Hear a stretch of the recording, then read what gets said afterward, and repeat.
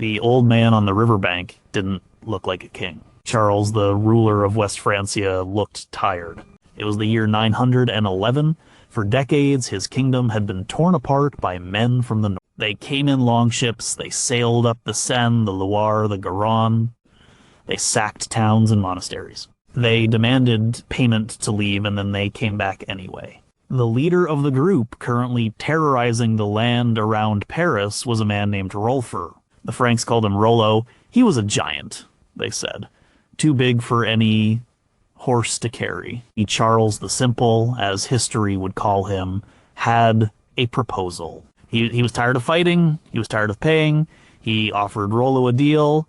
He would give him land. The land was in the north, around the city of Rouen. It was the gateway to the Seine. It was the part of Francia most exposed to the sea raiders. Charles's offer was simple.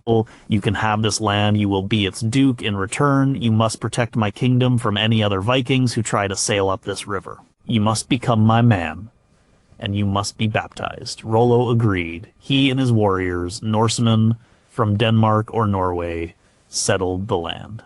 They married local women. They adopted the local language. They adopted Christianity. They became the Normans, the men of the north. But they never forgot who they were. They were predators who had been given a territory. They were wolves tasked with guarding the sheep. 2 centuries passed. The Duchy of Normandy became a powerhouse. And in 1066, Rollo's direct descendant, a man named William, looked across the narrow sea to England. He saw a weak kingdom with a disputed crown. He saw an opportunity. He gathered an army and a fleet. He was a French-speaking Christian duke. But the ghost of his ancestor, the Viking chieftain Rollo, was with him. William was not just conquering a kingdom, he was completing the work his great-great-great-grandfather had started. The Norman conquest was not the end of the Viking Age. It was its final, most successful, and most devastating act. Number 20, Rollo's Ghost on the Seine. The story of Normandy begins with a threat. In the late 9th and early 10th centuries, the rivers of Francia were highways for Viking raiders. They were not an organized army. They were disparate bands of warriors led by charismatic chieftains. They sought silver, slaves, and land. One of these leaders was Rollo. We don't know for sure where he came from. Some sources say Norway, others say Denmark. What we know is that he was effective. By the early 900s, his warband was a permanent fixture in the lower Seine Valley. They had established a base. From there, they could strike at will. They besieged Paris. They plundered the rich countryside. The Frankish king, Charles the Simple, was in an impossible position. His own nobles were rebellious. He lacked the resources to raise a permanent army to defeat Rollo. He had tried to buy him off. It never worked for long. The Vikings would take the silver, sail away, and return the next season. So, in 911, at a place called St. Clair sur Epte, Charles tried something new. He offered Rollo a permanent settlement. The territory was what would become Upper Normandy. It was a strategic choice. By giving Rollo the land at the mouth of the Seine, Charles made it Rollo's problem to defend it against other Vikings. This was not a unique idea. Other rulers had tried to settle Vikings as a buffer force, but the scale of this grant was different. Rollo was not just given a small fort. He was given a vast territory to rule as a count or duke. He was expected to convert to Christianity and swear fealty to Charles. The chronicles say Rollo was a difficult man to deal with. One story, probably a later invention, claims that when asked to kiss the king's foot as a sign of fealty, Rollo refused. He ordered one of his warriors to do it instead. The warrior, unwilling to bend, simply lifted the king's foot to his mouth, toppling Charles from his throne. The story illustrates a point. The Normans were now vassals of the Frankish king, but they were not subservient. They were Vikings who had been given a legal title. They were a state founded on an act of extortion. For the first generation, Normandy was a Viking colony in all but name. Rollo and his men spoke Old Norse. They followed their own laws. They maintained contact with their kinsmen in Scandinavia and the British Isles. The place names tell the story. Towns and villages were given Norse names. A creek was a beck. A homestead was a tuit. A clearing was a land.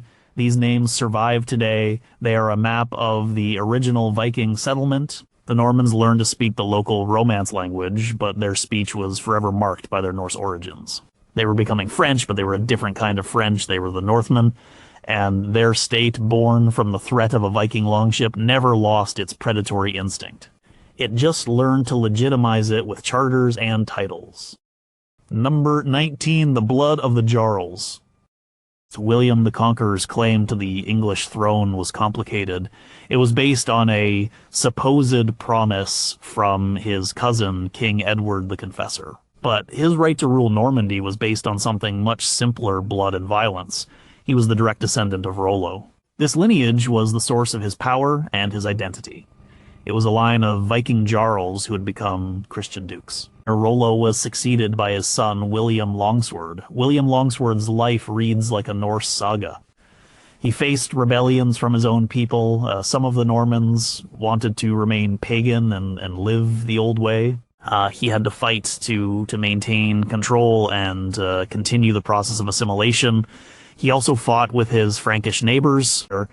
He was eventually assassinated in 942, lured into a trap on a river island. This act of treachery plunged Normandy into chaos. His son, Richard, was just a boy. He was taken hostage by the Frankish king, but the Normans rallied. They called for help from their Viking kinsmen across the sea. A Norse army arrived. The Frankish king was defeated, and Richard was restored. This moment was critical. It showed that even a generation after Rollo, the Normans still saw themselves as part of the wider Scandinavian world. When threatened, they called on their own kind. Richard I, known as Richard the Fearless, ruled for over 50 years. He consolidated Norman power.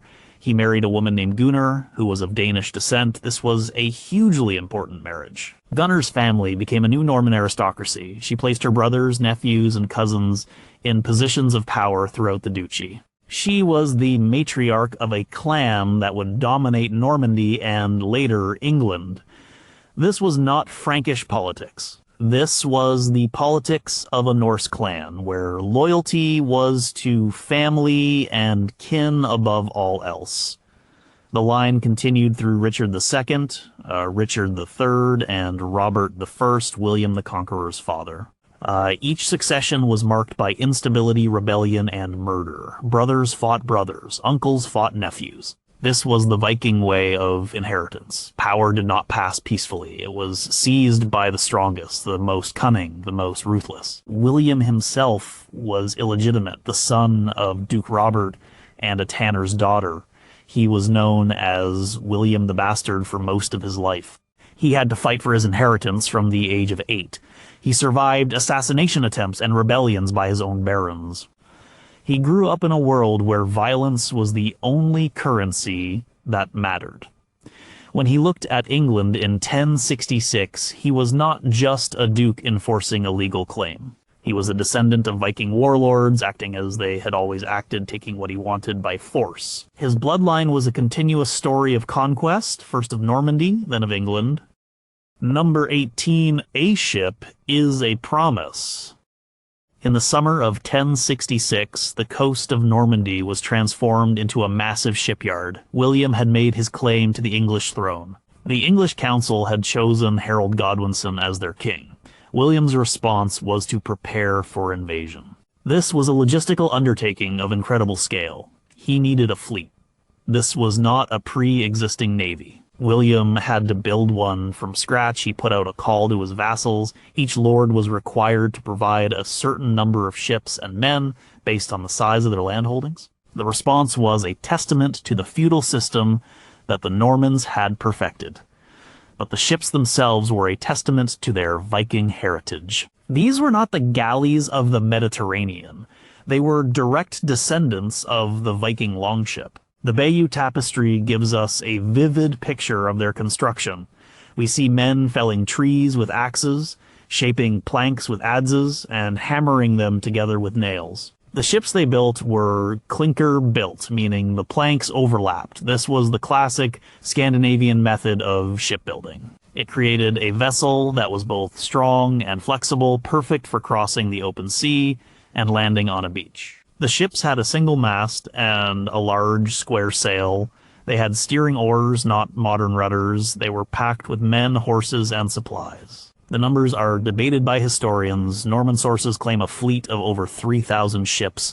This is likely an exaggeration. Modern estimates suggest a more realistic figure of around 700 to 800 vessels. Even this lower number is staggering. To build so many ships in a matter of months required the mobilization of every resource in the duchy. William's half-brother, Bishop Odo of Bayeux, contributed 100 ships. Another key vassal, William Fitzosborne, provided 60. These ships were more than just transport. They were a promise. They were a promise of land and riches to the thousands of men who flocked to William's banner. His army was not just made up of Normans, it included volunteers and mercenaries from Brittany, Flanders, and beyond. They were all drawn by the prospect of plunder, the same lure that had driven, Viking warbands for centuries. The fleet gathered in the estuary of the river Dives. For weeks, it waited for a favorable wind. The army camped on the shore, a tense and restless mass of men. This was the Viking Great Army reborn, but this time it was more organized, better funded, and led by the ruler of a state. The goal was no longer just to raid and extort. The goal was total conquest. The ship was the tool that made it possible. Number 17, the language of the Northmen. When the Normans arrived in England, they spoke a dialect of Old French. To the Anglo-Saxons, they were Frenchmen. But their language carried the history of their origins. It was a language shaped by a Norse tongue. When Rollo and his men settled Normandy in 911, they spoke Old Norse. Within a few generations, they had adopted the language of the local population, a Romance dialect that would evolve into French. But they did not simply abandon their own language. They infused the local speech with Norse words. This linguistic footprint is still visible today. Many words in the Norman dialect, and some that even made their way into standard French and English, have Scandinavian roots. Words related to the sea and sailing are particularly common.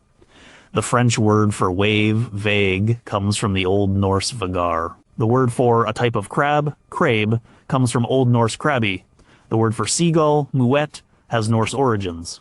Place names are the most obvious evidence. Across the Norman countryside, hundreds of towns and villages bear names of Norse origin. Any place ending in beck comes from the Old Norse bekker, meaning stream. Caudebec, Hulbeck, and Brickebeck are all examples. The suffix flor comes from an Old Norse word for a river or inlet, as in Honflor and Barflor. The suffix tot comes from topt, meaning homestead, as in Evatot. The suffix dala or dal comes from dal, or meaning valley, as in Diepdali. This is the same linguistic process that happened in the Danelaw in northern and eastern England, where Viking settlers left their mark on the map with place names ending in by village or thorp outlying farm. The Normans of 1066 may have sounded French, but their speech was peppered with reminders of a different heritage. They carried this with them to England. Some of the Norse words that entered the English language may have come not directly from the Viking invasions of the 9th and 10th centuries, but indirectly via the Norman French of the 11th century. The Norman aristocracy of England spoke French for centuries, but it was a French that had been born in a Viking colony. It was a language that had learned to say chateau and chevalier, but that had not forgotten the words for stream and homestead taught by the first Norse settlers. The language was a living artifact of their dual identity. They were Christian dukes who spoke a Latin-based language, but they were also the descendants of the men from the north. Number 16, the axe and the horse. The popular image of the Norman army is the knight, a warrior clad in mail charging on a powerful warhorse, lance couched. This was indeed the cutting edge of Norman military technology. It was a force that could break infantry lines and dominate a battlefield. But it was not the whole story. The Norman way of war was a hybrid, a combination of modern Frankish cavalry tactics and older Scandinavian infantry traditions. At the Battle of Hastings, the Norman army was composed of three main elements: archers, infantry, and cavalry. The knights were the elite, but they were a minority. The bulk of the army fought on foot. The Bayeux Tapestry shows us this clearly. We see Norman warriors wielding swords, spears, and significantly axes. The long-handled battle axe was a weapon strongly associated with the Vikings. The housecarls of Harold Godwinson's army were famous for their use of the Dane axe. But the tapestry shows Norman foot soldiers and even some knights carrying axes as well. This was a shared martial culture. Even the cavalry tactics had a Viking-like quality. The charge of a Norman knight was not about chivalry. It was about shock, violence, and creating chaos. But when the initial charges failed to break the English shield wall at Hastings, the Normans adapted. They used a tactic known as the feigned retreat. This involved a group of knights turning and pretending to flee in panic. The hope was that the inexperienced English militia, the feared, would break their formation to pursue them. Once the English were lured out onto open ground, the knights would turn and cut them down. This was a difficult and dangerous maneuver. It required immense discipline and trust. A feigned retreat could easily turn into a real one. It was also a tactic based on cunning and trickery, a quality highly valued in the sagas of the Norse heroes. It was not considered dishonorable to win by deception, it was considered smart. The Normans used this tactic at least twice at Hastings. The second time it worked. A large section of the English shield wall broke ranks, pursued the retreating Bretons on the Norman left flank, and were surrounded and destroyed. This was the beginning of the end for Harold's army. The Norman military machine was a product of its history. They had adopted the horse and the lance from their Frankish neighbors. They had learned the arts of siege warfare and castle building. But at their core, they were still aggressive and adaptable warriors. They fought on foot when they had to. They used the axe. They valued cunning as much as courage. The Norman knight was, in many ways, a Viking raider on horseback. He was faster, more mobile, but his goal was the same: to shatter his enemies and take their land. Number 15, Harold Hardrada's fatal distraction. The Norman conquest of England was not a simple two-sided conflict. It was a three-way struggle for the throne, and two of the three claimants were direct descendants of Viking warlords. On one side was William of Normandy. On the other was Harold Sigurdsson, King of Norway, known to history as Harold Hardrada, the Hard Ruler. Hardrada was perhaps the most famous warrior of his age. As a young man, he had fled Norway after his half-brother, King Olaf, was killed in battle. He made his way to Kievan Rus, and then to Constantinople, where he became a high-ranking officer in the Varangian Guard, the elite mercenary unit of the Byzantine Emperor. He fought in Sicily, Bulgaria, and the Holy Land. He amassed a huge fortune. He then returned to Norway and became co-king, eventually ruling alone.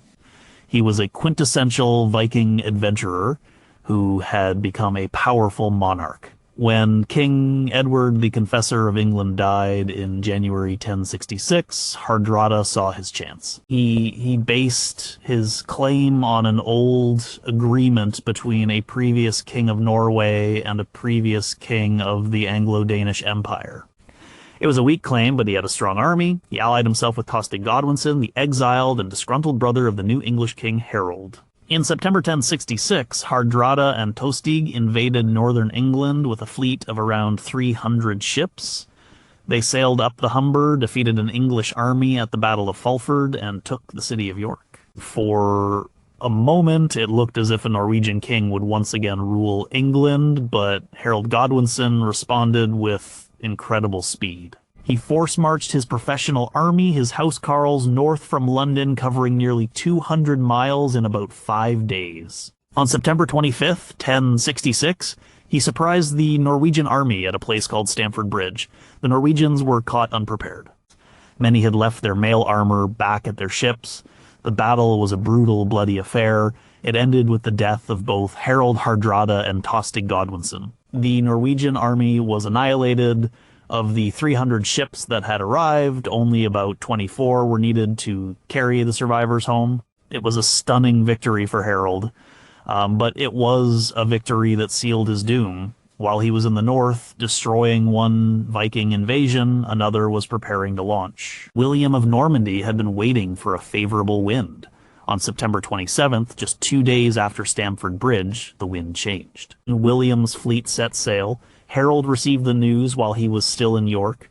He had to turn his exhausted, battered army around and march south again to face a fresh and well-equipped Norman force. And William's invasion succeeded in part because Harald Hardrada's invasion happened first, the Battle of Stamford Bridge, the last great battle of the Viking Age fought on English soil, fatally weakened the English army. It drew Harold away from the south coast at the critical moment. The Norman conquest was made possible by an act of Viking on Viking violence. It was a tragic, bloody triangle, and William was the only one left standing. Number 14, the Fitz and the Son. Names tell a story. In the 11th century, family surnames as we know them were not yet common. A man was known by his given name and often a descriptor. This could be a nickname, a place of origin, or, most importantly, the name of his father. This was the patronymic system. In Scandinavia, this was simple and direct. The son of Olaf was Olafsson. The son of Harold was Haraldsson. This system emphasized personal lineage and loyalty. You were your father's son. Your identity was tied to his. This was central to a society built around kinship and the warband. The Normans, speaking French, developed a parallel system. They used the word fis, meaning son, which became corrupted in common use to Fitz. So the son of Osborne was Fitz-Osborne. The son of Gerald was Fitzgerald. The son of Robert was Fitzrobert. This was not a surname in the modern sense. And William Fitz-Osborne's son might be known as William Fitzwilliam, but the principle was the same as the Scandinavian son. It identified a man by his immediate paternal line. This naming convention reveals something fundamental about Norman society. It was like the Viking society it grew out of, intensely personal and hierarchical. Loyalty was not to an abstract state. It was to a lord, and the most important lord was your own father. The Norman aristocracy was a web of interlocking family relationships. The great families, the Fitz-Osbornes, the de Montgomerys, the de Beaumonts, were all connected by blood and marriage.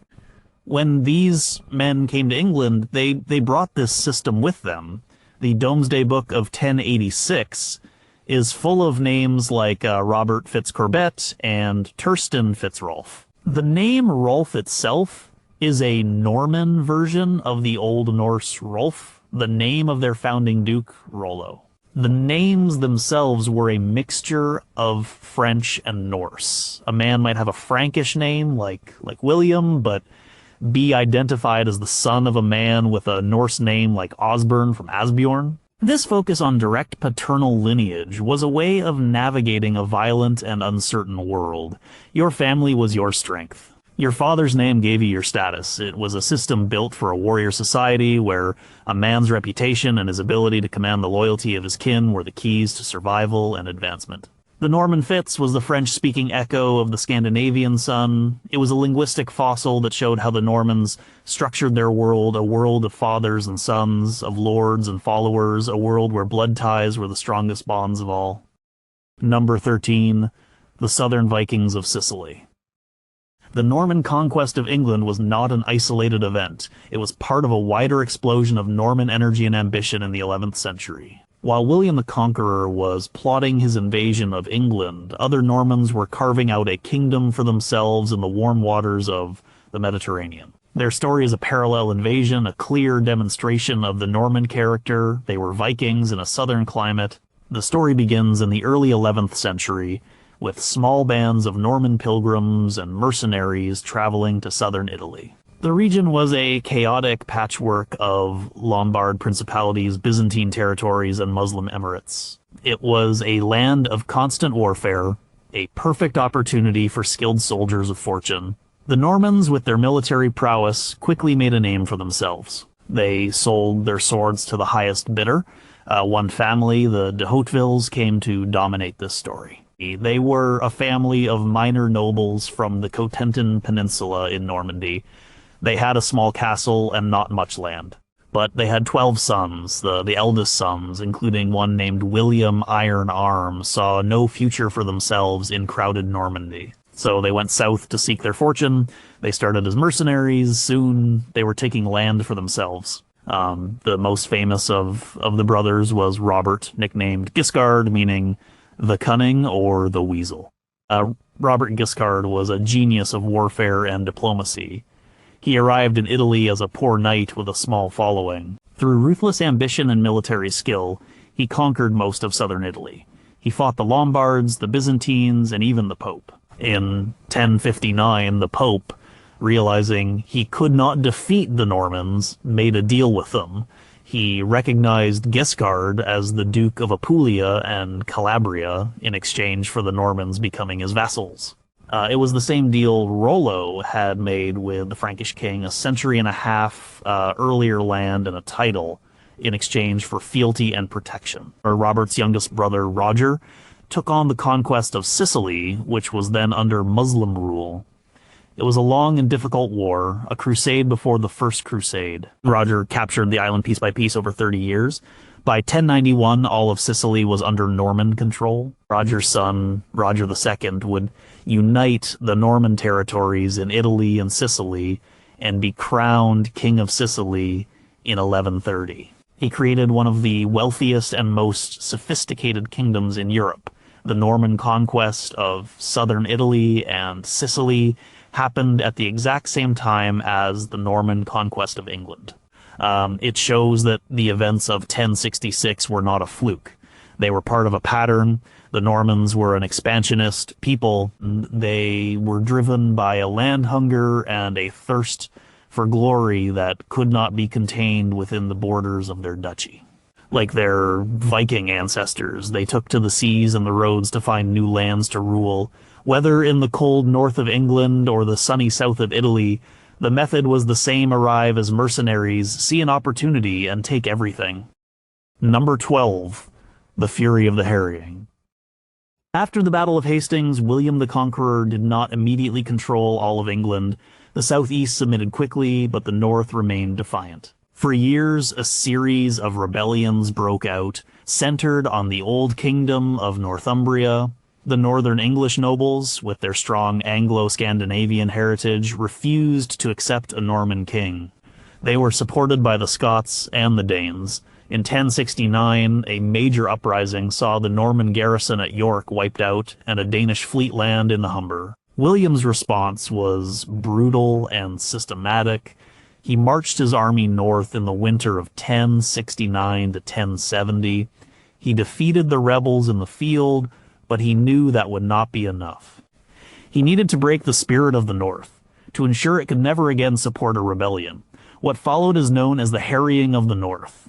This was not warfare, it was a campaign of economic and demographic destruction. William's soldiers spread out across the countryside of Yorkshire and the surrounding areas. They burned villages, they slaughtered livestock, they destroyed crops and food stores, they salted the fields to make them infertile. The chronicler Orderic Vitalis, a man of Norman descent writing a generation later, described the horror. He wrote of men, women, and children dying of starvation in their homes and by the roadsides. He wrote of people being reduced to eating cats, dogs, and even each other. The land was so devastated, he said, that it was left uncultivated for a century. The Domesday Book, compiled 16 years later in 1086, still recorded vast areas of Yorkshire as waste. The scale of the destruction was immense. It is estimated that over 100,000 people died as a result of the famine and violence. The social structure of the North was shattered. The old Anglo-Scandinavian aristocracy was wiped out, replaced by loyal Normans. This was a level of methodical cruelty that went beyond simple conquest. It was a tactic of terror. It was designed to send a message to the rest of England: this is the price of resistance. This kind of strategic devastation has strong parallels with the worst aspects of Viking raiding. While Vikings often sought plunder, there are also accounts of them using terror as a weapon, burning what they could not carry to break the will of their opponents. The Harrying of the North was the Viking berserker rage, but organized and executed on a state level. It was the cold, calculated fury of a conqueror who would stop at nothing to secure his prize. It was an act that left a scar on the north of England for generations. It showed that beneath the veneer of French chivalry and Christian piety, the Norman ruler was as ruthless as any Viking chieftain who had ever put a village to the torch. Number 11. A castle is a claim. The most visible legacy of the Norman conquest on the English landscape is the castle. Before 1066, castles were virtually unknown in England. The Anglo-Saxons built fortified towns called burhs, but these were communal defenses. The castle was something new. It was a private fortress, a tool of occupation, and a symbol of power. And its origins lay in the Norman need to control a hostile population, a problem familiar to any Viking warband holding foreign territory. The first Norman castles were not the great stone structures we see today. They were motte and bailey castles. This was a simple but effective design. A large mound of earth, the motte, was dug. On top of the motte, a wooden tower, or keep, was built. At the base of the motte was a larger enclosed area, the bailey, surrounded by a wooden palisade and a ditch. The genius of the motte and bailey castle was that it could be built quickly. A small force of men could erect one in a matter of weeks, using only local timber and earth. As William's army advanced through England, they built castles. They built one at Pevensey, where they landed. They built one at Hastings. As soon as they took a town, they would often demolish part of it to build a castle that dominated the surrounding area. The Domesday Book records the destruction of hundreds of English houses to make way for Norman castles. This was a strategy of control. Each castle was a military base. A small garrison of Norman knights could sally out from the castle to control the local countryside, put down any unrest, and enforce the collection of taxes. It was a physical manifestation of the new Norman rule, a wooden fist clenched in the heart of every English shire. The castle looked down on the people. It was a constant, visible reminder of who was in charge. This strategy of building fortified bases to control a territory is a direct evolution of Viking practice. When Viking armies wintered in England or Francia, they would build fortified camps, sometimes called longforts. These were defensive enclosures, often on a river or coast, that protected their ships and allowed them to raid the surrounding area with impunity. The Norman motte and bailey castle was a long fort made permanent. It was a raiders' camp turned into a seat of government. It was the architectural expression of a conquest state.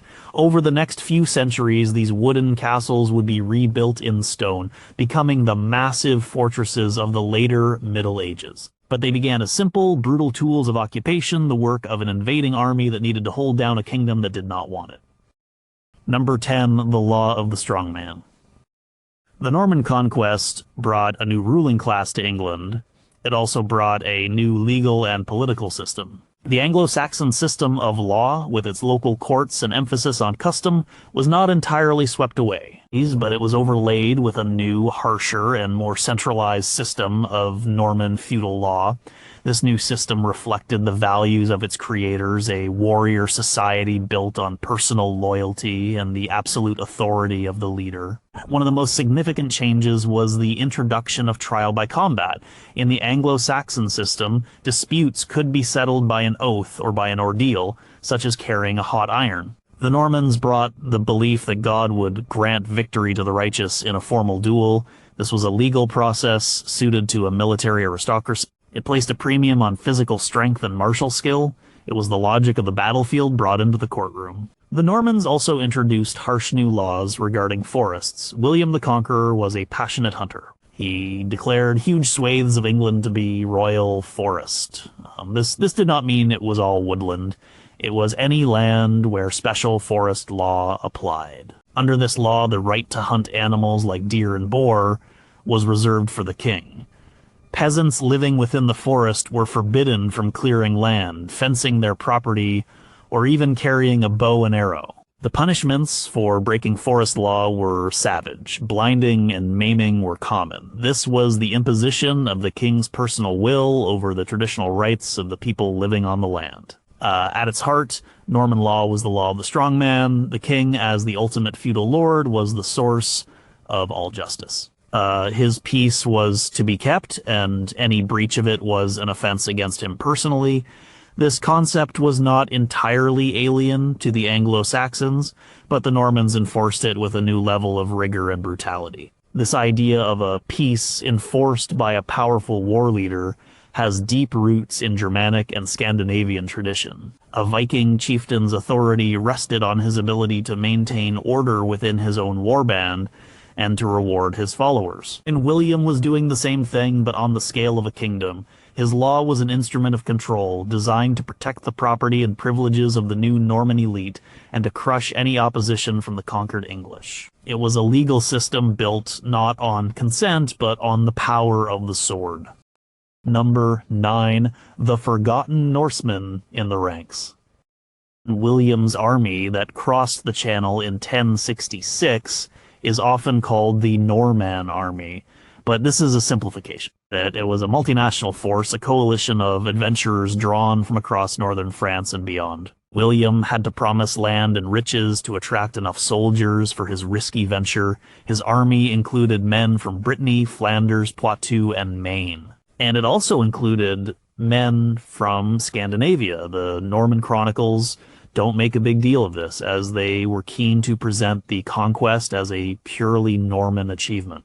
But there is evidence that a contingent of Danish and Norwegian warriors fought for William at Hastings. This makes sense. The Normans, despite becoming French-speaking, had maintained contacts with their ancestral homelands. More importantly, the life of a mercenary was a well-established career path for many Scandinavians. For centuries, they had served in foreign armies, from the Varangian Guard in Constantinople to the armies of the Russian princes. Why would a Scandinavian warrior fight for a Norman duke to conquer England, a land that Danish and Norwegian kings had long coveted?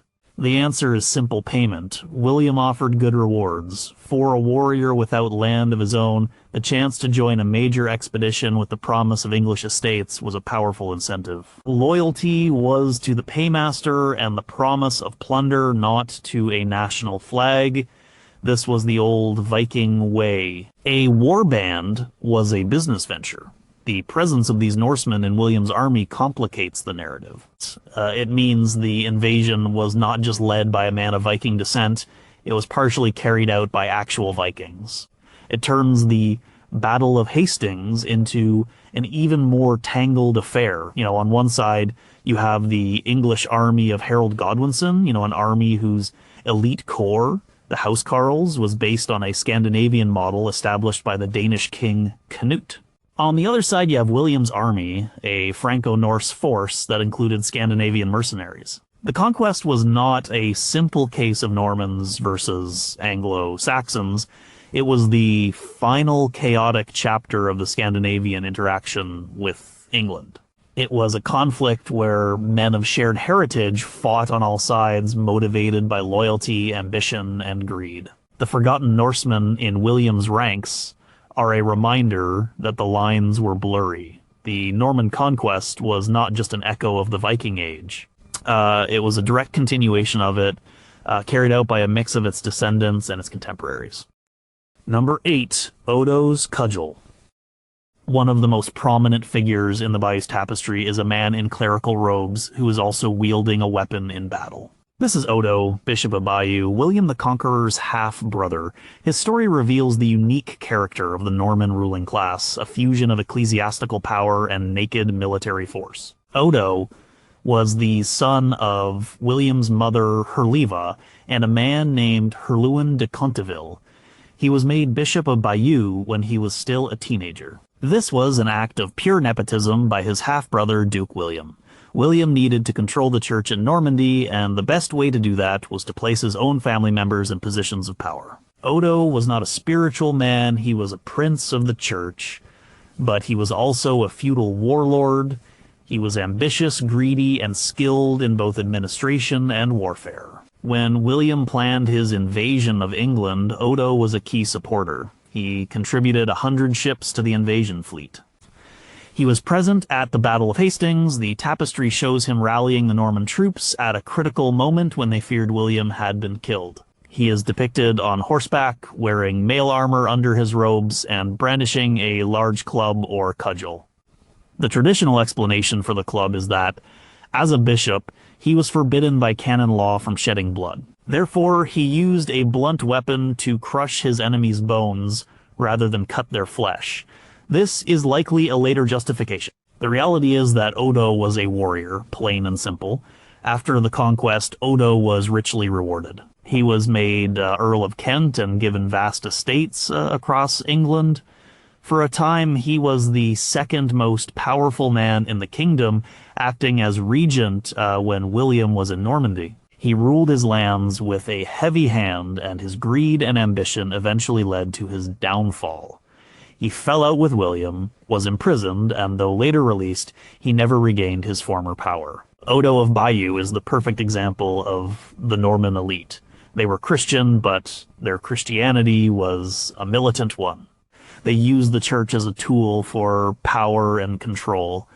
A bishop was not just a pastor, he was a major landowner, a feudal lord, and a military commander. This figure of the warrior bishop is not something you would find in the mainstream of the Roman Church. It has more in common with the older pre-Christian idea of a chieftain who combined priestly and military functions. Odo was a churchman, but he behaved like a Viking jarl. His presence at Hastings, club in hand, symbolizes the nature of the Norman enterprise, a holy war for personal gain, a conquest blessed by the church but carried out with the brutality of a raid. Number 7, the Domesday Book as tribute list. In the Christmas court of 1085, nearly 20 years after the conquest, William the Conqueror ordered a great survey of his kingdom. He wanted to know exactly who owned what in England, how much it was worth and how much tax it owed. The result of this massive undertaking was the Domesday Book, one of the most remarkable administrative documents of the Middle Ages. On the surface, it is a land register, a census, and a tax assessment all in one, but if you look at it through a different lens, it is something else. It is the ultimate tribute list. It is the Danegeld made permanent. For centuries, English kings had paid the Danegeld, a massive tax levied to buy off Viking raiders. It was a national humiliation, a kingdom paying protection money to pirates. The Domesday Book turned this concept on its head.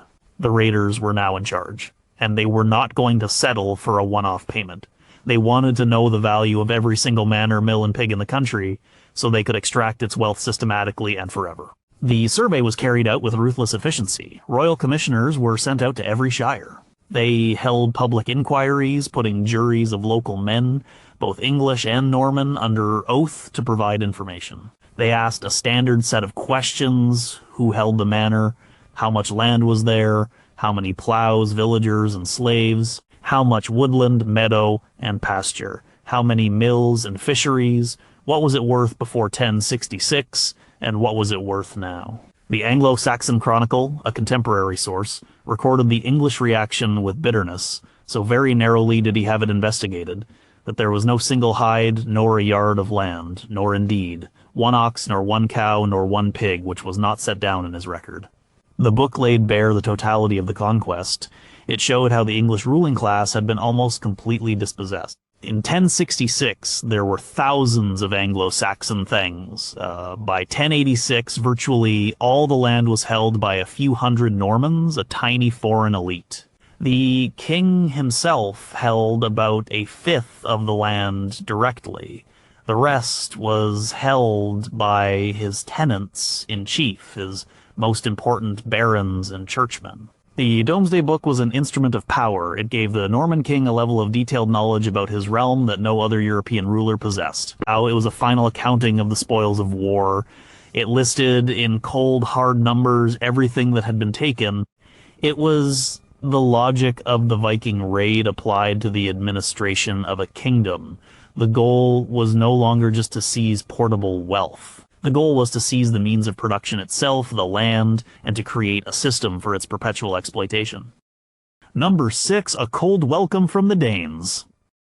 The English did not passively accept Norman rule. The years following 1066 were filled with rebellion, and when the English looked for an ally, they often looked north to Denmark. This was not a coincidence. The northern and eastern parts of England, the old Danelaw, had a long history of Scandinavian settlement and rule. The people there felt a greater kinship with the Danes than they did with the French-speaking Normans. The most significant Danish intervention came in 1069, during the Great Northern Rebellion. The Danish king, Svein Estridsson, was the nephew of King Nut the Great, who had ruled a North Sea empire including England, Denmark, and Norway. Svein had a plausible claim to the English throne himself. He saw William's struggles as an opportunity. He assembled a large fleet, perhaps 240 ships, and sent it to England under the command of his brother. The Danish fleet sailed up the Humber just as Harald Hardrada had done 3 years earlier. They were met with enthusiasm by the English rebels. Together, the Anglo-Danish force marched on York. They overwhelmed the Norman garrison and captured the city. For a brief period, it seemed that the Norman conquest might be reversed. The north of England was in open revolt, with a Danish army at its heart.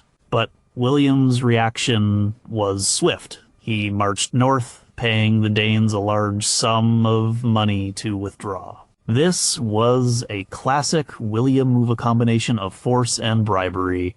He was willing to pay Danegeld to get the Danes out of the way so he could deal with the English rebels. Once the Danes had sailed away for the winter, William unleashed the harrying of the north, ensuring the region could never again support such a rebellion. The Danes came back in subsequent years, but their efforts were half-hearted. They raided the coast, but never again mounted a serious challenge to William's rule. However, the threat remained. The English rebels, like Hereward the Wake in the Fens, continued to hope for Danish aid. This constant interaction shows that the conquest of England was seen by many at the time as a Scandinavian affair. It was a contest between different groups of Northmen.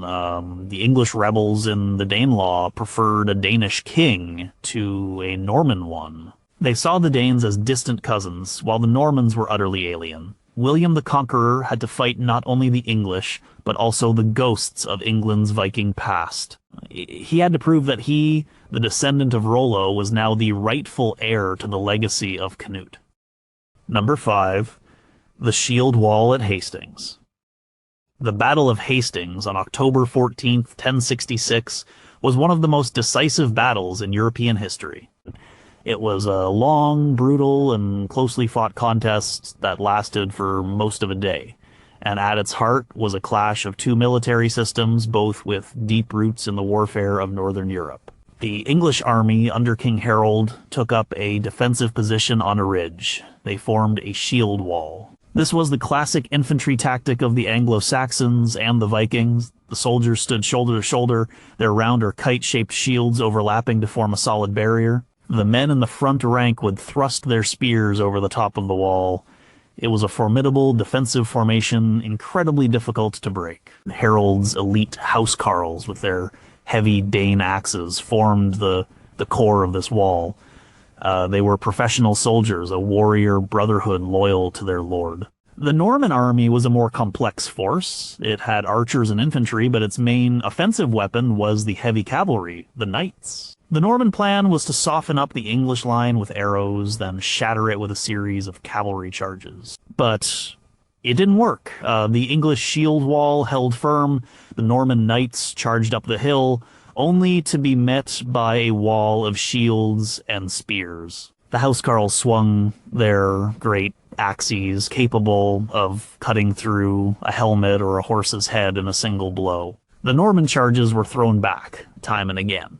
For hours, the battle was a stalemate. The Norman cavalry could not break the English infantry.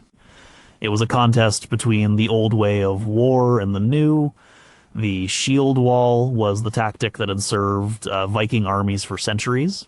It relied on discipline, cohesion, and endurance. The Norman cavalry charge was the future of medieval warfare, relying on shock, speed, and the power of the mounted warrior. In the end, the Normans won not by overpowering the shield wall, but by outsmarting it. They used the feigned retreat to lure parts of the English line off the ridge. And as the day wore on, the English began to tire.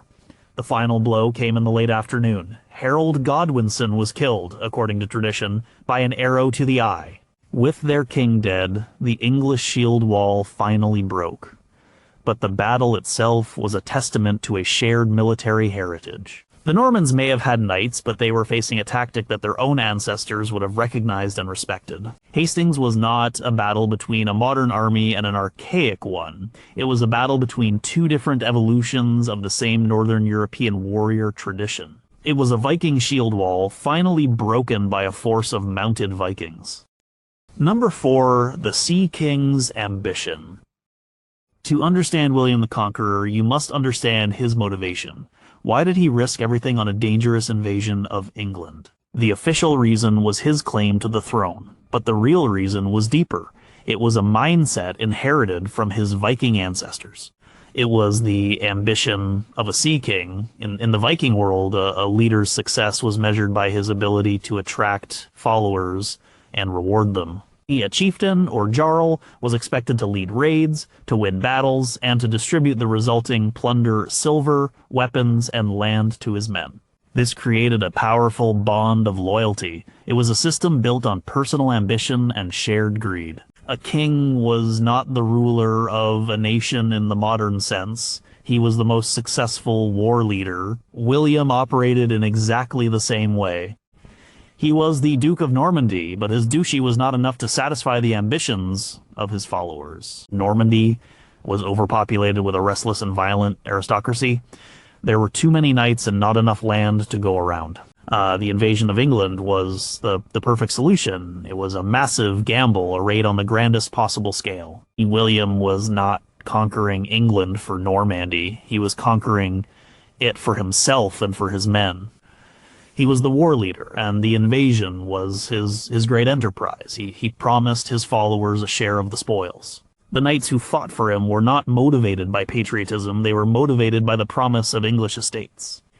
They were partners in his venture. The Bayeux Tapestry is a visual record of this relationship.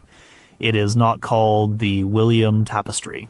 It focuses on the actions of the Duke and his key followers. It celebrates their shared victory. After the conquest, William kept his promise. He confiscated the lands of the English nobility and distributed them to his Norman barons. He created a new ruling class overnight. The men who had been minor lords in Normandy were now great magnates in England. This was the Viking social contract in action. The leader provides the opportunity for wealth and glory.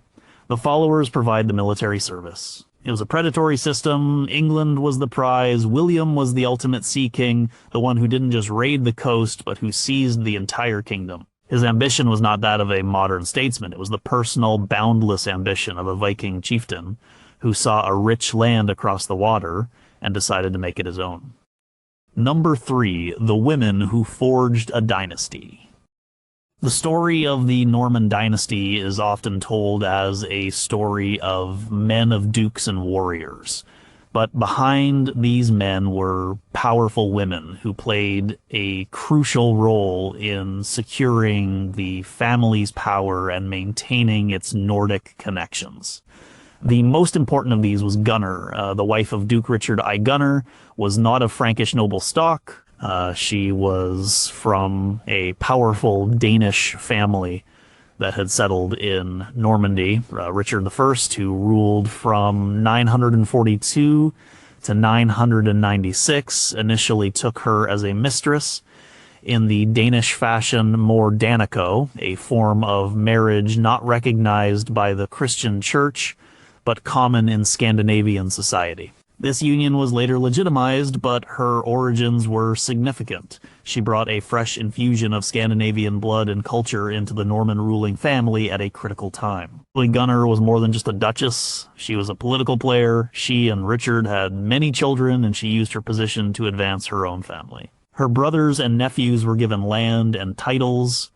She created a network of kinship, the Gunnarian clan, that dominated the Norman aristocracy for generations. Many of the key figures in the 1066 invasion, including William Fitzosborne, were her descendants or relatives. She ensured that the inner circle of Norman power was bound together by ties of blood that went back to Denmark. This practice of strategic marriage and the creation of a powerful kin group was a hallmark of Viking society. A marriage was an alliance. Children were political assets.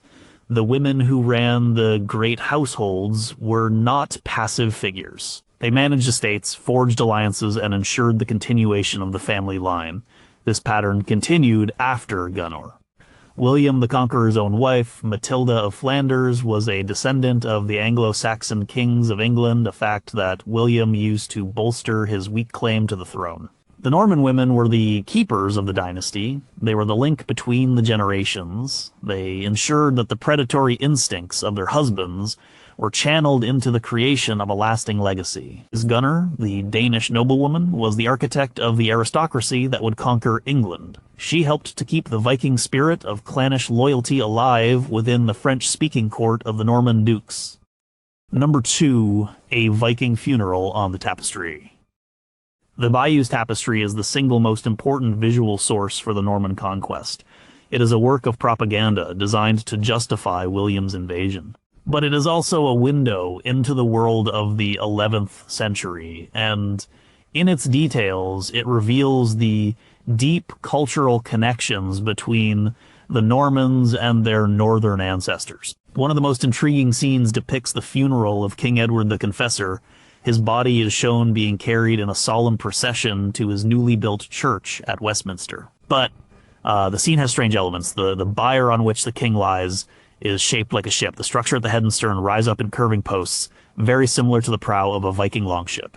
This is not a realistic depiction of a Christian funeral. It is an artistic choice. The artists of the tapestry, likely working in Canterbury for Bishop Odo, were drawing on a set of shared cultural symbols. The ship burial was a powerful image in the pagan Scandinavian world. Great chieftains were sometimes buried in their ships, surrounded by their weapons and treasure, to accompany them on their final journey. By the 11th century, England and Normandy were Christian, and ship burials were no longer practiced. But the idea of the ship as a vessel for the dead had not been forgotten. It survived in stories and art. The depiction of Edward's funeral on a ship-like bier connects him to this older, heroic world. It gives him a funeral worthy of a great northern king. It is a visual echo of the world of Beowulf and the Norse sagas. The fact that the Norman conquerors chose to represent the funeral of the English king in this way is telling. It suggests that they saw themselves as part of this same cultural world. They were claiming to be the rightful heirs to a kingdom with a long and proud Germanic and Scandinavian heritage. The tapestry is full of such details. The Norman and English soldiers are often depicted as almost identical, with the same kite-shaped shields, conical helmets with nose guards, and mail shirts. Well, they look like the warriors from 1,000 Viking raids. The tapestry is a Norman document, but it speaks a visual language that would have been understood across the North Sea world.